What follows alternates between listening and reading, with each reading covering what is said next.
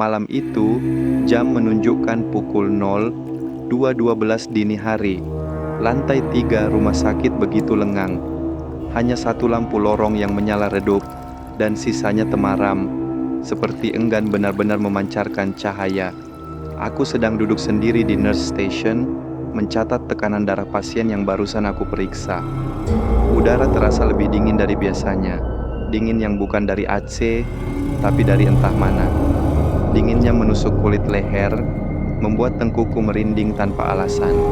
Saat itu, dari sudut mataku, aku melihat seseorang berjalan pelan di ujung lorong.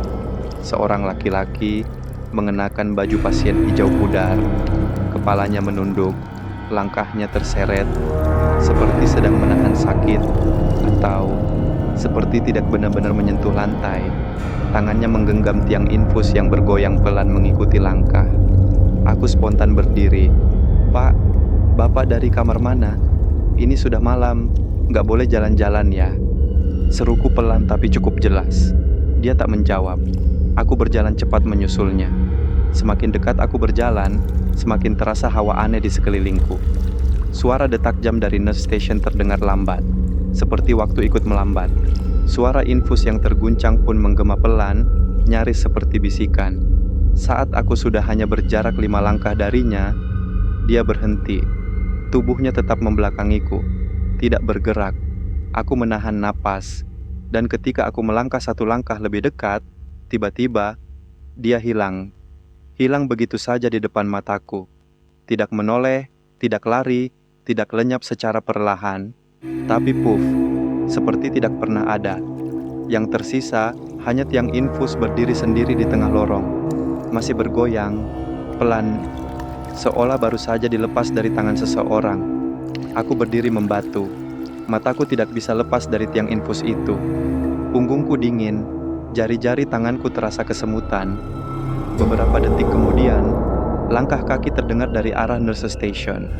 Seorang perawat senior yang kebetulan baru datang menghampiriku. Dia melihat wajahku pucat dan bertanya, "Kamu mengejar siapa?" Aku menunjuk tiang infus itu dan menjelaskan apa yang baru saja kulihat. Dia hanya diam sejenak, menatap ke lorong yang kosong, lalu berkata datar, "Kamar 307. Pasien terakhirnya laki-laki, infus jalan, suka keluyuran malam. Tapi dia sudah meninggal 2 hari lalu, jam segini juga. Dan kamu bukan yang pertama lihat dia." Jam menunjukkan 01.26 dini hari. Aku bertugas jaga malam di loket pendaftaran IGD, shift yang paling sering membuat bulu kuduk berdiri karena posisinya dekat pintu utama dan hanya disinari lampu remang kekuningan. Di luar hujan deras, sesekali petir menyambar, menyinari lorong sekejap lalu kembali sunyi. Saat aku sedang mengecek ulang daftar pasien, pintu otomatis IGD terbuka perlahan. 2 orang masuk, seorang pria dan wanita paruh baya. Mereka basah kuyup, entah karena hujan atau sesuatu yang lain. Wajah mereka lelah, seperti habis menempuh perjalanan jauh. Tapi yang paling membuatku tidak tenang adalah mata mereka merah. Bukan hanya karena menangis, tapi seperti tidak tidur berhari-hari. "Selamat malam," sapa si pria dengan suara berat. "Kami mau daftarkan saudara kami." Aku menyambut mereka dengan senyum tipis dan bertanya, "Namanya siapa, Pak?" Ia menyebutkan sebuah nama lengkap. Begitu ku dengar namanya, entah kenapa, bulu kuduku langsung berdiri. Ada hawa dingin aneh yang merayap dari ujung kaki sampai tengkukku. Tanganku bergerak membuka sistem. Dan namanya sudah terdaftar. Jam masuk 01.13. Persis 13 menit sebelum mereka datang. Aku menatap layar, lalu menatap mereka. Ragu-ragu aku berkata, "Ini kayaknya sudah didaftarkan, Pak. Barangkali tadi masuk sendiri ya, atau ada yang bantu daftarin duluan." Keduanya terdiam. Lalu si wanita menoleh ke suaminya, matanya mulai berkaca-kaca. "Loh, itu nggak mungkin, Mbak," ucap pria itu dengan suara bergetar. "Saudara kami itu sudah meninggal 3 hari lalu."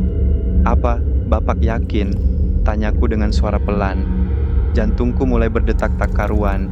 Wanita itu mengeluarkan sesuatu dari tasnya. Foto hitam putih dari pemakaman.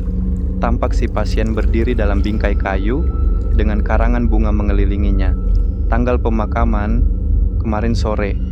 Aku menoleh lagi ke komputer. Data pendaftaran masih di sana, lengkap dengan jam dan tanggal hari ini.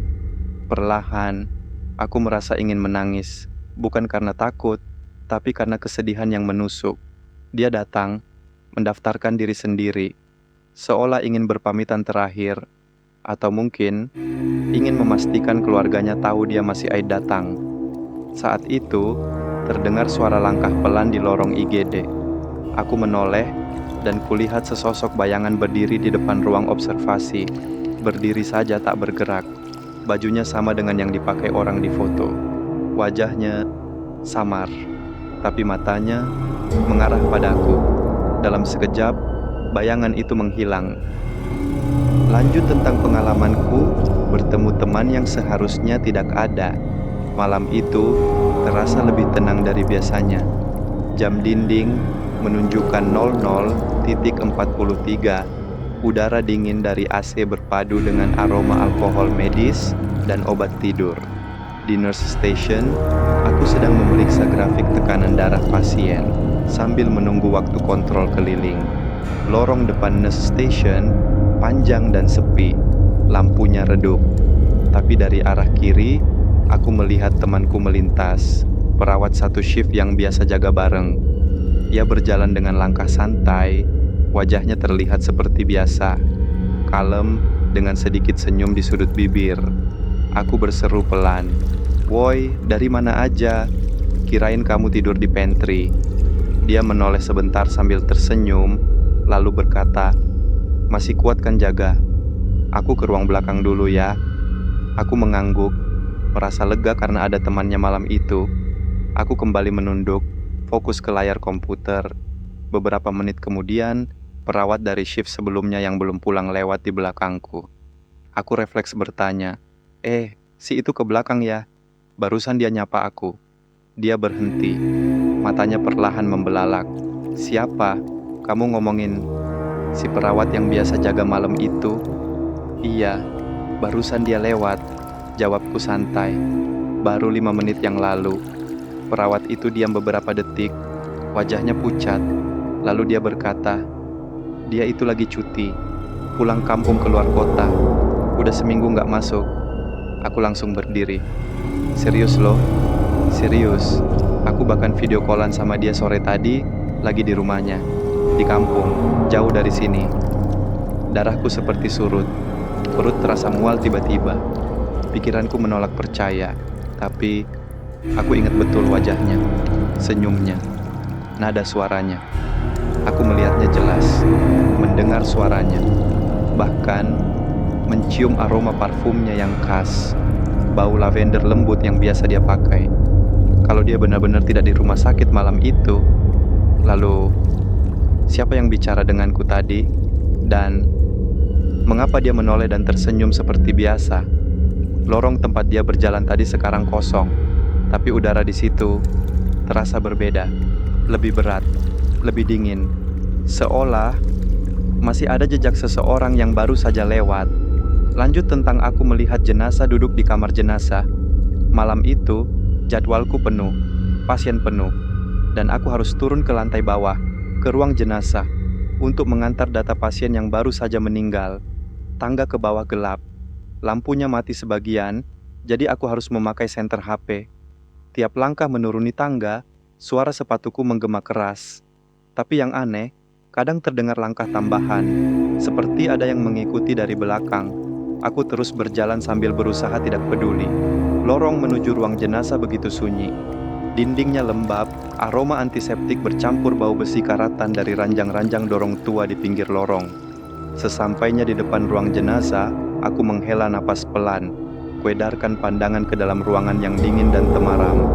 Ada 4 kantong jenazah tergeletak rapi, semua tertutup kain putih. Kupastikan semuanya tertutup, lalu aku melangkah masuk untuk menaruh berkas. Tapi, saat melewati salah satu meja besi di tengah ruangan, aku mendengar suara kain bergesek pelan, seperti ada yang bergerak. Perlahan, dengan perasaan berat, Aku menoleh ke sisi kanan ruangan, dan di sanalah aku melihatnya. Salah satu jenazah duduk. Kain putih yang menutupinya menjuntai ke bawah. Tangan yang kaku terkulai di sisi tubuh. Lehernya menegang, kepala menunduk. Lalu, perlahan menoleh ke arahku. Kain masih menutupi wajahnya, tapi dari balik lipatan kain itu, terlihat sorot mata hitam kelam. Mataku membelalak, kakiku membeku, napasku tercekat, tubuhku seperti dihantam dingin dari dalam. Dingin yang bukan sekadar suhu, tapi ketakutan purba yang mengacak-acak seluruh jiwaku. Aku berbalik dan langsung lari keluar ruangan. Senter HP terlempar, berkas tercecer. Tapi aku tak peduli. Sesampainya di tangga, aku menoleh ke belakang, dan kulihat dari celah pintu yang belum tertutup penuh. Sosok itu masih duduk, tapi kini tubuhnya lebih tegak, seolah siap berdiri dan mengikuti. Keesokan paginya, aku kembali ke ruang jenazah, ditemani 2 orang petugas lain. Kami periksa semua jenazah, dan kalian tahu apa? Semua jenazah masih tertidur seperti biasa. Tidak ada yang duduk, tidak ada yang miring, tidak ada yang menoleh. Tapi satu kain penutup jenazah basah di bagian kepala, seperti terkena keringat dingin. Lanjut dengan pengalamanku, bertemu dengan penjaga kamar mayat, tapi dia bukan manusia. Jam menunjukkan 03.07 dini hari. Aku mendapat tugas paling tidak kusukai sejak pertama bekerja, mengantar jenazah ke ruang mayat sendirian. Biasanya, selalu ada petugas antar jenazah atau satpam yang menemani. Tapi malam itu, semua sedang sibuk, dan pasien yang meninggal harus segera dipindahkan. Jadi, aku terpaksa membawa ranjang dorong sendiri, melewati lorong panjang yang hanya diterangi lampu berpendar redup, menuju lantai paling bawah, ruang mayat. Lorong itu dingin, sunyi, seperti perut bumi. Setiap roda ranjang yang menyentuh lantai mengeluarkan bunyi gesekan nyaring, serik, serik, serik. Tiba di depan ruang mayat, kulihat pintu besar dari besi terbuka sedikit. Ada cahaya dari dalam. Artinya, penjaga ruangan itu sudah ada di sana. Aku merasa sedikit lega. Kudorong pintu itu perlahan, dan di dalam, aku melihat seseorang duduk di meja kerja. Bajunya gelap, topi seperti satpam. Dia tidak bergerak, tidak menyambutku, hanya menatap tajam, wajahnya separuh tertutup bayangan. "Pak, ini pasien dari kamar 311, sudah ada datanya ya," kataku sambil mendorong ranjang masuk. Dia tidak menjawab, matanya menatapku tajam, tidak berkedip. Aku mulai merasa tidak nyaman, tapi tetap kutaruh jenazah perlahan ke tempatnya. Tanganku gemetar, udara terasa semakin dingin, bukan dari AC, tapi dari tubuh pria di meja itu, seolah dia menyerap hangat dari seisi ruangan. Setelah selesai, aku menghampiri meja untuk menyerahkan berkas. Aku berusaha menatap wajahnya lebih jelas, dan mataku terkunci.